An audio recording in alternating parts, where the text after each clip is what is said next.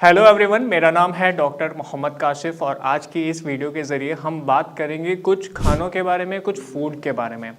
देखिए, अक्सर स्ट्रोक और पैरालिसिस के पेशेंट जो है उनकी सबसे ज़्यादा स्ट्रोक और पैरालिसिस के बाद में जो दिक्कत है वो है उनके ब्रेन की, है ना, कि ब्रेन में उनके स्ट्रोक आया है, इश्केमिक स्ट्रोक हो या हेमरेजिक स्ट्रोक, मतलब कि कोई क्लॉट आया हो या सर में ऐसे खून बहने की वजह से। तो खून बहने की वजह से या मान लिया कि कोई क्लॉट आने की वजह से उनके जो ब्रेन के ऐसे सेल्स हैं, जो न्यूरॉन्स हैं, उनका डैमेज हो जाता है। ठीक है, अब उस डैमेज को एक तरह से भरने के लिए न्यूरोप्लास्टिसिटी का जो एक प्रोसेस है, अक्सर आपने डॉक्टर से इस बारे में सुना होगा कि आपकी न्यूरोप्लास्टिसिटी हो रही है, आपकी न्यूरोप्लास्टिसिटी आपके ब्रेन की रिवायरिंग हो रही है, या उसके साथ में कि आपका जो ब्रेन है वो दोबारा से चीज़ों को रिलर्न करना सीख रहा है। तो इस प्रोसेस में कौन से ऐसे फूड हैं, कौन से ऐसे खाने हैं, क्या ऐसी चीज़ें हैं जो आपके ब्रेन की हेल्थ को बूस्ट कर सकती हैं, आपकी जो रिकवरी है, आपके जो ब्रेन की एक रिकवरी फेज़ है, जो अच्छी एक रिकवरी आपकी हो रही है, उसमें किस तरह से आपको जो कौन से फूड हैं जो आपको बहुत ज़्यादा ऐसे फ़ायदा पहुंचा सकते हैं। तो उसमें जो आपका सबसे पहले ऐसे फूड है वो है आपकी फ़िश भी कौन सी,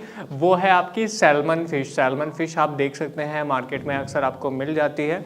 तो जितने ऐसे हमारे पेशेंट हैं वो कोशिश करेंगे कि अपनी डाइट में सैल्मन फ़िश को ऐसे डालने की कोशिश करें, मतलब कि हफ्ते में 1-2 बार वो ले सकें, तो उनके ब्रेन की हेल्थ के लिए बहुत ज़्यादा फायदेमंद होगा। अब मैं ये क्यों कह रहा हूँ, देखिए, ब्रेन में एक फैक्टर होता है जिसको हम कहते हैं BDNF फैक्टर, यानी ब्रेन डिराइव्ड न्यूट्रोफिक फैक्टर। उसका क्या काम होता है? उसका काम होता है कि आपके ब्रेन की दोबारा से एक तरह रिवायरिंग करना, या आपके जो न्यूरॉन्स है जिनकी ग्रोथ हो रही है, तो उन न्यूरॉन्स की जो ग्रोथ है उनको सपोर्ट करती है सैल्मन फिश जो है, एक तरह से जो उसमें न्यूट्रिशन आपको मिलता है, जो आप उसको आपको जो उसमें ओमेगा एसिड्स मिलते हैं, वो कहीं ना कहीं आपको सपोर्ट करते हैं आपकी न्यूरॉन्स की ग्रोथ के लिए। दूसरी जो चीज़ है वो है आपका नट्स। जितने ऐसे हमारे पेशेंट हैं वो कोशिश करेंगे कि अपनी डाइट में नट्स यानी बादाम को शामिल करें, क्योंकि उसमें विटामिन ई जो है वो बहुत ऐसे अच्छी मात्रा में मिलता है, एंटीऑक्सीडेंट बहुत अच्छी मात्रा में मिलते हैं। तो हमारे जितने पेशेंट हैं, क्योंकि ये इसलिए भी ज़रूरी है कि आपके ब्रेन की हेल्थ के लिए, आपके रिकवरी के लिए विटामिन ई का, ओमेगा एसिड्स का होना बहुत ज़्यादा ज़रूरी है। तीसरा जो हमारा फूड है वो है एवोकेडो।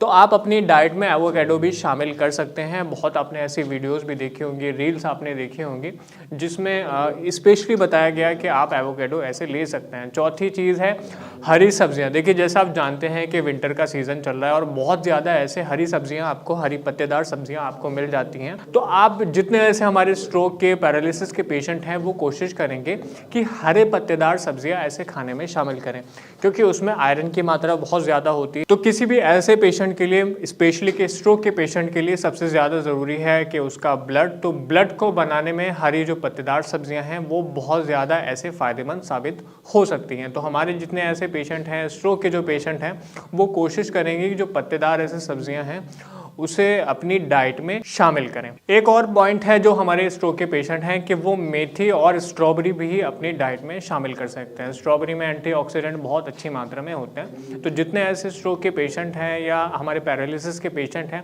उनके ब्रेन की हेल्थ को बूस्ट करने के लिए ये जो मैंने आपको फूड्स बताए हैं, जो खाना एक तरह से मैंने आपको बताया है, वो अपनी डाइट में शामिल करिए, जिससे आप अपनी रिकवरी को, स्पेशली आप न्यूरोप्लास्टिसिटी को बूस्ट कर सकते हैं, क्योंकि वही रिकवरी जो है आपकी फंक्शनैलिटी को बढ़ाएगी, आपके जो हाथ के, पैर के जो मूवमेंट है उसको इम्प्रूव करेगी।